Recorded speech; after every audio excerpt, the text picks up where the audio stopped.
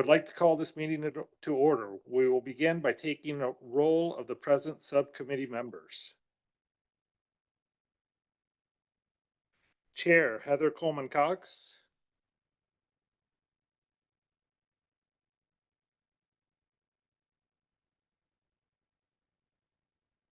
Sydney Powers. Here. Mark Garber. Scott Lewis. Here. Nick McWilliams. I'm here. Teresa Shursky. And I know I said that wrong.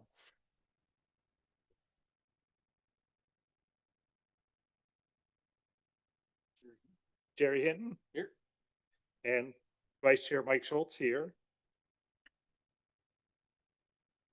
Our next item is public comment. Citizens wishing to testify are asked to submit the request to the staff liaison by 6 p.m. Tuesday, July 22nd, 2025. Do we have any public comment this evening? No, we do not have oral or written comment today. The next item is to approve the meeting minutes from June 25th, 2025. Subcommittee members will find these meeting minutes in their packet, and committee members will find the minutes posted online after each meeting. Would any members like to make a motion to approve the minutes? Move to approve.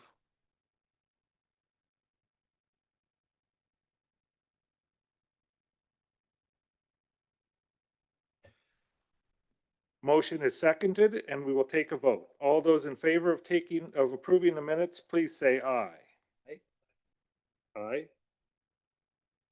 Those approved, say no. Motion is approved. Elizabeth McCann, Director of Budget and Finance, will now provide a presentation to the subcommittee.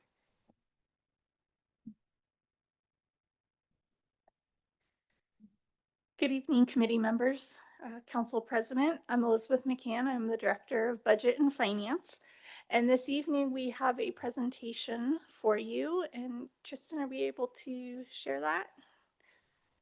Perfect. Thank you so much. So what we have this evening is a year one financial recap of how the first year of the local option levy the financials for that. I do want to point out that this is preliminary. We have not finished closing the books for the year. We still are processing transactions, such as we're waiting for the final revenue from the property tax levy. We are also wrapping up invoices and accruals for the fiscal year. So this is going to be substantially the end result, but there might be a few more adjustments. So I just want to point out that this is preliminary, and we will issue a final report once those are all complete. So can we go to page 2, Tristan? Thank you so much. So the first slide is for the revenue for the local option levy.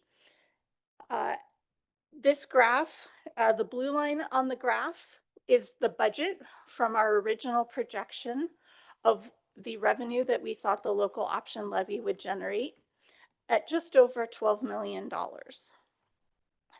The green bars are the cumulative revenue over the course of the year. So as you can see, we don't receive property tax revenues until about November of each year. So you can see we received the first chunk in November, and then the most substantial amount came in December, and then little bits each month as people complete paying their property taxes for the year.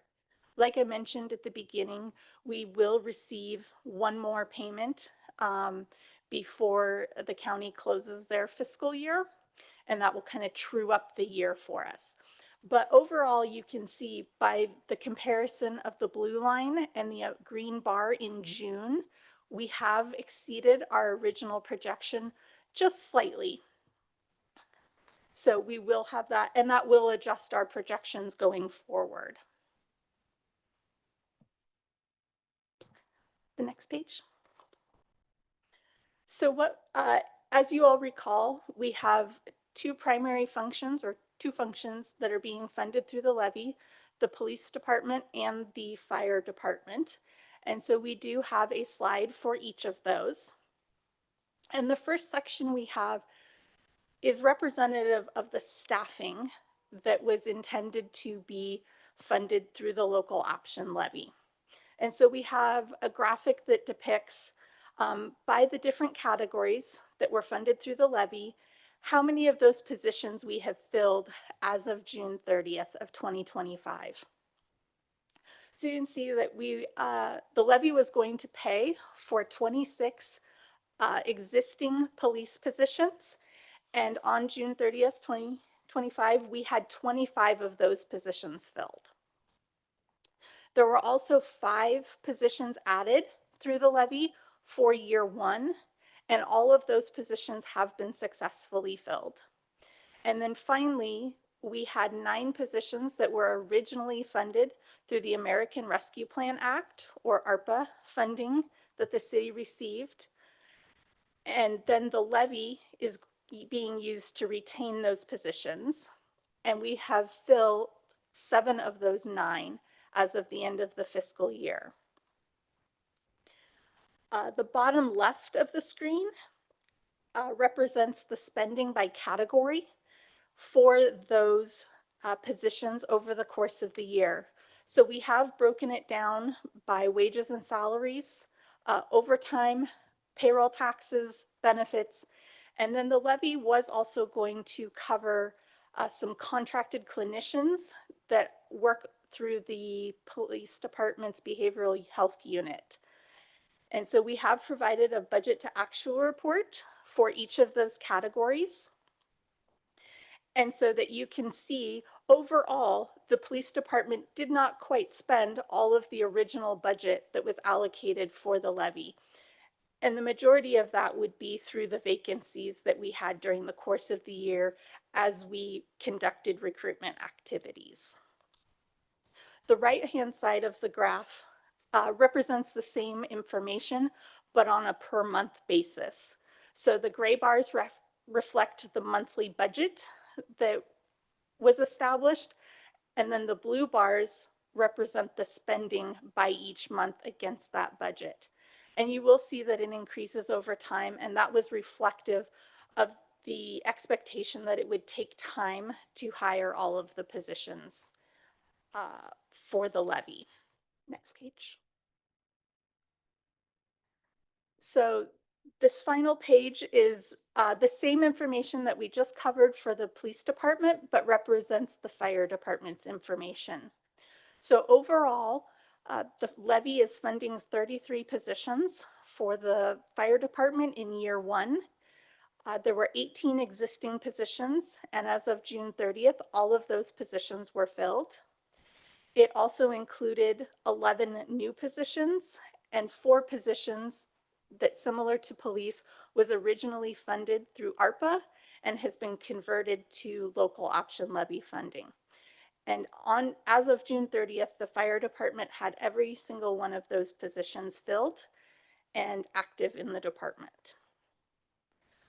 The spending by category, as reflective of the department being able to staff all of those positions over the course of the year, you can see that they actually spent the budget that was allocated through the levy for the department. And then the right side of the graph, or the screen, shows that monthly budget to actual spending. And even more extreme than the police department, you can see how over the course of the year that those expected the budget to be higher through the course of the year. And this is because the fire department has very concrete dates at which they were anticipating hiring positions as they brought new staff on and had to run them through the city's fire academy. So we knew that in January, we were going to be hiring a cohort of employees, and then in April, we were going to be hiring a second cohort of employees. So that's where the step-ups over the course of the year came from fire. So this is our preliminary financial report that we have, and we would be happy to answer any questions that you have about this information.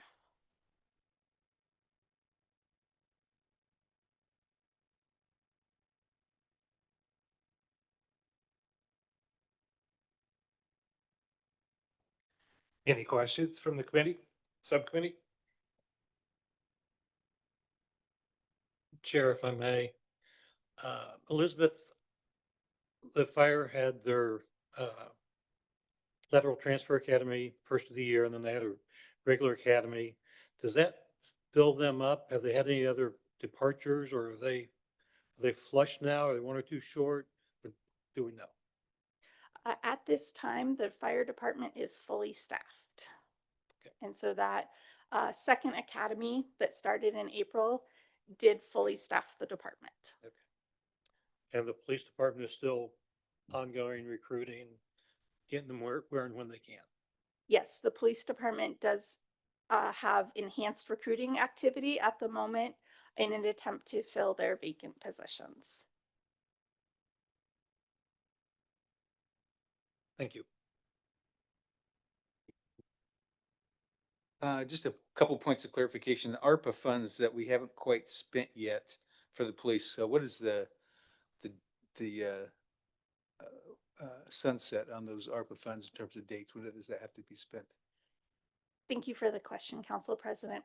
So ARPA funding in general expires December 31st of 2026. But the money that was allocated to police and fire for hiring of staff has been fully spent and has expired. And so that's when we transferred those positions from the ARPA funding to the levy last year, or at the beginning of the fiscal year. So I believe we finished spending most of the money in July or August, and they transferred to the levy. So, but we've budgeted for 9 and we only filled 7. So what does that mean? So let me check my notes here. So it seems like we didn't spend all the ARPA money by looking at that. I mean, just at first blush. So if we had vacancies during ARPA, we had a set number of dollars for the positions globally. And so if positions were vacant, we extended the other positions a little bit longer under that Okay. funding Gotcha. before transferring them to the levy funding. Gotcha. Then the contracted clinicians, we budgeted, but we didn't actually use any. I know we have a couple on staff. Are those being paid through other means? So we do have several contracted clinicians right now. We also receive a grant to fund those, but we were using the levy fund to expand that program. But we do work with a contracted provider to help provide those positions. And so we do rely on them to hire and then delegate those positions to the city. And at this time, that has not yet happened for the expansion. Okay, and then just one last one on the fire for February, March. Looked like our spending paced the budget. Were there some specific events that happened those 2 months, training or? Yes, we did have some additional training. We were operating the fire academy at the time, and that is typically operated on overtime through our current staff. The levy also was designed to help staff the new rescue unit in the fire department.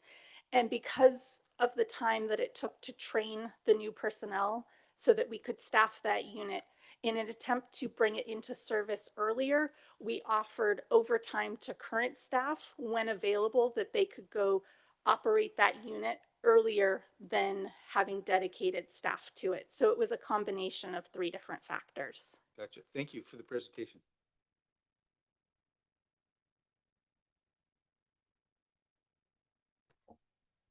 Any other questions?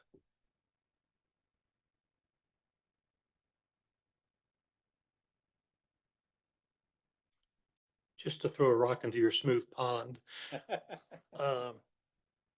the 18 firefighters and 25 or 6 existing police officers. The question we get is, if the levy's paying for them now, what was paying for them before? And I know that's a little bit of a complicated question, but it is one I've heard the community ask over the years. That is a fantastic question, one that we are happy to answer. So in the past, these existing positions were in the general fund, and we used resources such as property taxes, business income tax, utility license fees to fund those positions. But as many of you are aware, we do not have a structurally balanced budget, meaning in general, our ongoing expenses are greater than our ongoing resources. And so we have been using one-time money to sustain those positions in the general fund, but that is not an ongoing solution that we can use.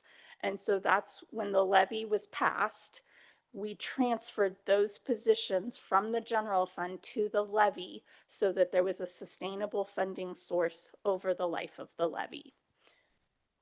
So they were previously general fund funded, but we were using one-time position or one-time money to sustain our service levels in police and fire.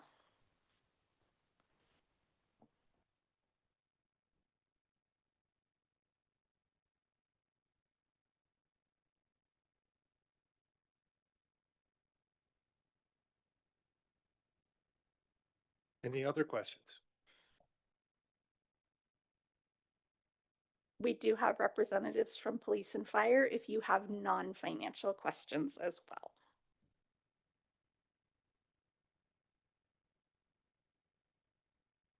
If I may, Chief Harrison, the rescue is planned for Station 7-2. 7-2 is undergoing remodel, but they've got the bodies. Where are you running 7-2's crews out of at this time?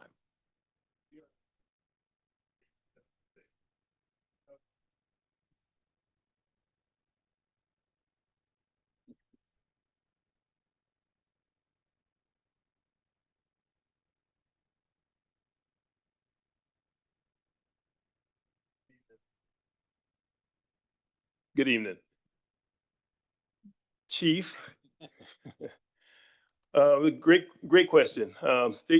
Rescue 72 is now currently stationed out of Station 76 on the east. We want to keep that rig on the east because there's a high call volume on the east.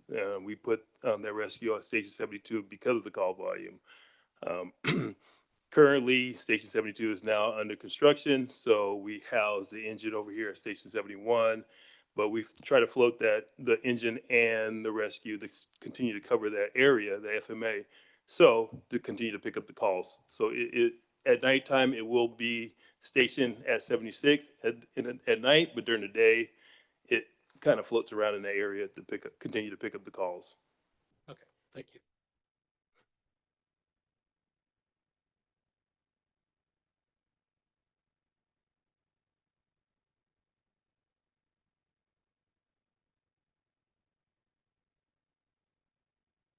Any other questions?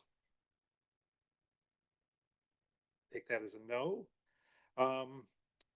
Next up, committee business. Are there any other items of discussion anyone would like to bring forward?